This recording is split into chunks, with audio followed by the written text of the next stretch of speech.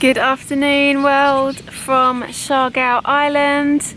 We are now on day 24 of the island lockdown here in the Philippines. The tide is really far out right now and there's actually loads of people out and about. I think they are collecting up some crabs, making the most of the low tide.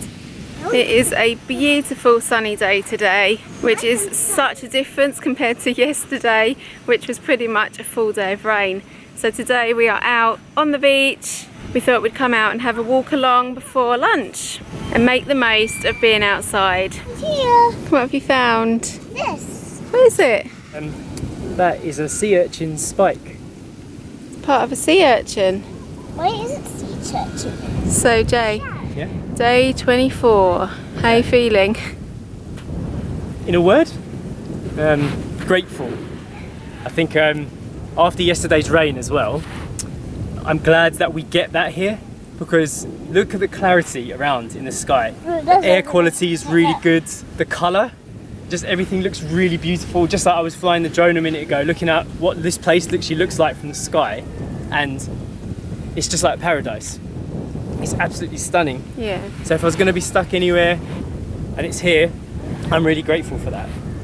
I was actually thinking also before we just came out now, we've actually been on the island for over 6 weeks already and it has gone so fast, but just having the lockdown, how different our mindset has been. So when we first came here we had a load of videos that we wanted to make that you guys haven't even seen yet, and it was very much holiday mode, touristy videos, and now our minds have completely switched and we are now in home mode and just generally living here on the island. We've done like a full 180 and it's nice. Also, another big adjustment that you'll probably notice if you watch all of these Siargao videos in a playlist is that we went from like curious mode to survival mode to now just acceptance. I don't really think that much about the coronavirus anymore, or its effects that much on a day-to-day basis, because I'm thinking more about what happens next for us, you know, what happens next immediately in our small reality, because the bigger picture is too much to focus on right now. Yeah. And I feel at peace here. Yeah, I do too, very much so.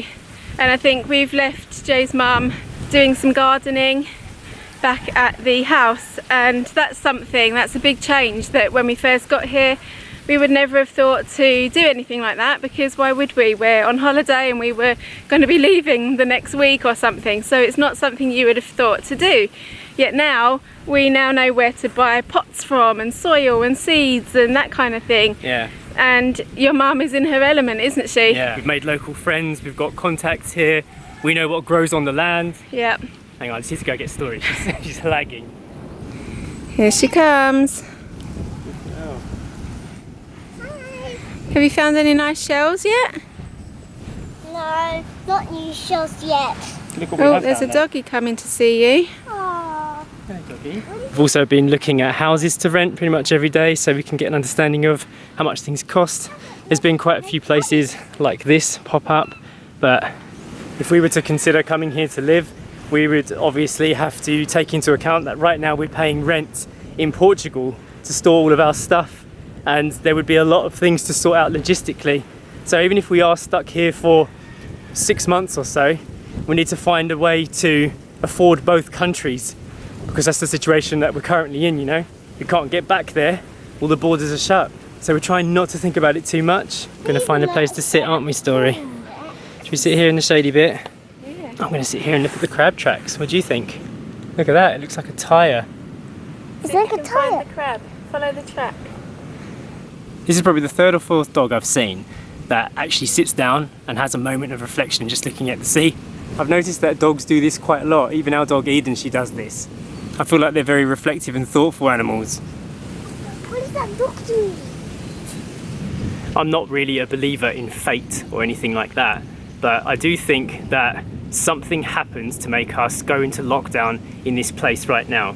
And also some of the decisions that we've made since going into lockdown, like deciding not to share our touristy videos at this time, was probably the best decision, because right now at this current time it feels like the whole world is looking for timely, realistic content, and we thought it was a bit insensitive to start showing us like having such a good time here and enjoying the country before it was in lockdown, when everyone's currently trapped in their houses, worried about what was going to happen with food and thinking about elements of survival as well. Yeah, we found ourselves in a position where we were able to provide relevant information about what was actually going on here, and we just thought that being able to share our family life as it was actually happening on the day would be more relevant to everybody. And I think it has, because we had a lot of emails and messages for people that were concerned about what was happening, and to their family that were stranded in other parts of the Philippines, so they wanted to know up-to-date information. And I think that that is what we were able to provide right now, and I'm glad that we are, and I'm glad that we are kind of giving our insight into everything. It's like a video diary, and every day was, you know, a record of how we were feeling on that day. And I know we mentioned this like last week, but you might be feeling one way one day and then totally different the next, and that's why doing a daily vlog was the most powerful way for us to share our situation with our families as well. And then just lots of people have responded well to it. Yeah. My mum actually messaged me yesterday and said, from watching your videos I get the feeling that you might be staying in the Philippines. And I messaged back and said, yes, it is a very real possibility, but obviously we can't stay here right now. We do have to leave when we are able to. We do have to do a lot more thinking about things, but right now we feel so at ease here and comfortable, and it really does feel like home, even in just the short time that we've been here. But the last 3 weeks have really felt that this is where we're meant to be. It's accelerated massively as well. We've obviously formed a lot of bonds a lot faster than usual, because everyone's in a taxing and difficult situation, and you band together, don't you? Going back to what you just said about you feel different each day, that is so true.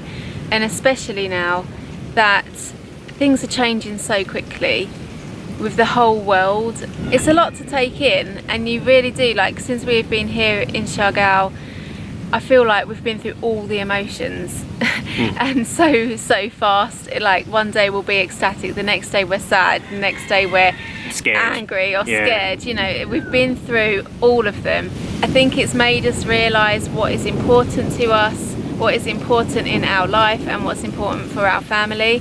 And the lockdown has done that. It's made us really sit down and think about everything, but not like a, you must sit down now and think. It just kind of happens that you do. Your mind just opens up more, and you really have to realise what is important, and going forward, how you're going to come out the other side of this whole thing. Yeah, I mean, I feel a little bit apprehensive saying the word, but I'm actually quite excited about the future after the pandemic. I think that a lot of the values that we've turned to and learned over the last decade will be implemented after this has happened, and the human race will start to accept the importance of things like climate change and what you eat, and how you make your money online, and the different ways of making a life, and the different places that you could go. All the things that have been so important to us, I think, are going to become important to more people after this. Yeah, I mean, it's interesting because we've always known that we wanted to homeschool Story, and I've just seen a big acceptance from the world now, because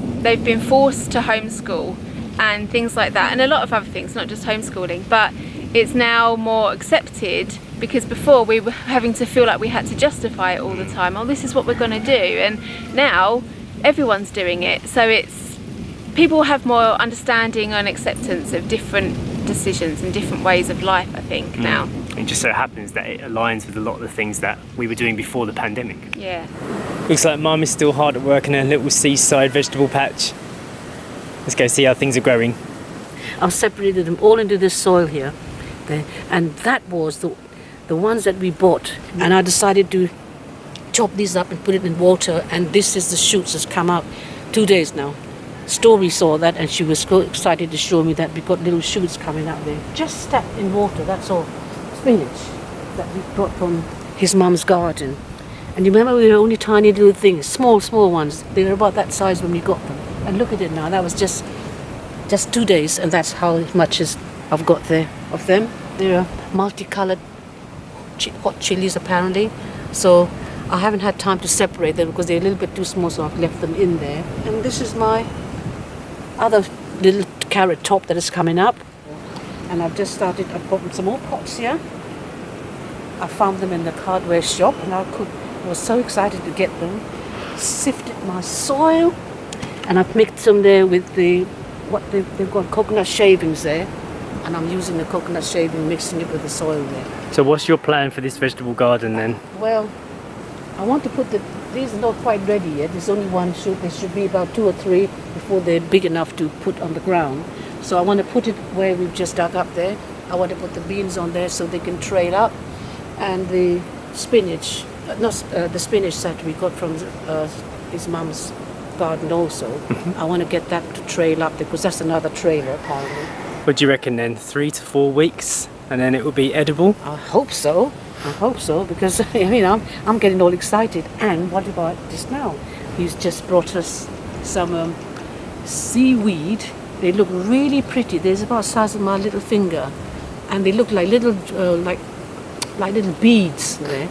And he's just made a salad out of that, and he's wanted me to try that out. He said he's put onion, tomato, the seaweed. He's just got it out there. He managed to persuade the guys out there to bring it for him. Coconut vinegar and obviously pepper and salt, I think. So we're going to try that out tonight. But I've just tasted it and it's excellent. Yes. How lovely those are. I'm looking forward to my spinach there. So as you can see, my mum's definitely happy with the progress of her little garden. And in our heads, we are kind of thinking about how are these plants going to be in a month's time. Like that's the psychological attitude we have towards what's going on right now. So in that respect, it doesn't feel, we're not thinking about leaving immediately. It doesn't feel like it's going to be over so soon. Hi Story. Now we're going to go make some bread in a pan. Pan bread attempt number 2. Much better than the first one. It's been cooked for a lot longer than the last one and we did it on a lower heat. And it's really, really tasty. We've actually got 2 loaves of bread out of this mix. And just like that, we've eaten the whole loaf. Yeah, I know. I'm actually cooking the second one now. There was no Instagram picture or anything. We just went straight in. It's gone. One thing that we've noticed about staying here is that Story seems to be able to keep herself entertained and at ease a lot more here with the sea so close to us than even when we had all that lovely space and all of her toys back in Portugal. I don't know if it's got something to do with being so close to the sea. Yeah. Because she doesn't go in the sea every day. No. But she is much more capable of just being okay with less. And that's been a nice little surprise for us. Because we were worried that we don't have all of her toys and what are we going to do about them. We've barely got anything for Story. She brought with her 3 or 4 cuddly toys, 3 books. Yeah. And that's about it. Just a few little things that we've collected up along the way. But in terms of actual toys, she doesn't have any of her toys with her. Obviously we've been travelling, so we didn't bring anything. And the whole time we've been travelling, she hasn't really asked for anything apart from her Legos. She's mentioned them a few times, but only since we've been here. Like we've been stationary and not moving around as much. It's nice to see that she can just be happy with not having all of the toys and things like that, and she can entertain herself with a coconut seed and some plastic sieves that are in the cupboard. That was always kind of a hope that we had, because you don't need a lot of stuff in life and we are bogged down with so much rubbish over the years, and you just kind of accumulate all these pointless pieces of plastic, and you think to yourself, one day you look at the pile and what's it all for?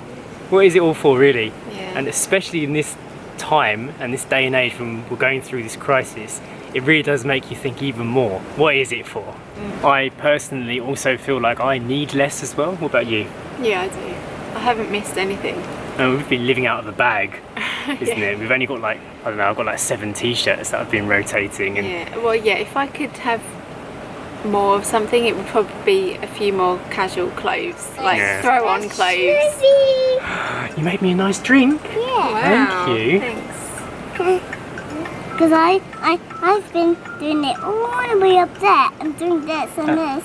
And what is it? And this and this. And what is it? Smoothie. You made me a smoothie. Yeah. A digital smoothie. You've been a chef, you've been playing your chef app. You have to do it like this. Thanks for teaching me how to play your game. Okay. I think it might be worth me mentioning at this point that I'm not comparing Portugal to the Philippines or saying one place is better than the other for story or for us or anything like that. We're just observing how our life has changed over the last 4 months. Yeah. We had no clue that the world was going to be completely shut off because of a virus, Yeah. you know, and we would get put into this position. Yeah. But we've been observing how it's affected our child, and you know how we feel about being away from our dog Eden. Yeah. You know how I feel without a car, and you Yeah. know all the things, these little things. Yeah, we've left a lot behind in Portugal and in England. We had no idea that this was going to happen. Nobody did, and as far as were concerned, by now we would have been back in Portugal with Yeah. all of our stuff and on a completely different plan for the rest of the year. We have been given another opportunity. Yeah, and a lot has changed in Portugal and in Europe since Yeah. we've gone, and our thoughts about how much more comfortable life was in Europe in the past are no longer true, because our travel is restricted, there are states of emergencies everywhere, and right now Europe is in a different position to what it was when we left. So we just have to think about those things. So with that said, we are going to end the video for today, and we're going to do a little shout out to Susie in Texas. Texas. Susie in Texas. Hello. Susie in Texas.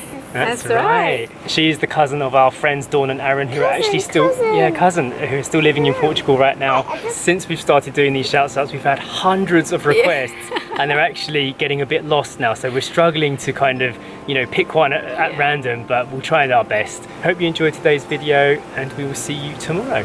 Bye. Bye. Bye.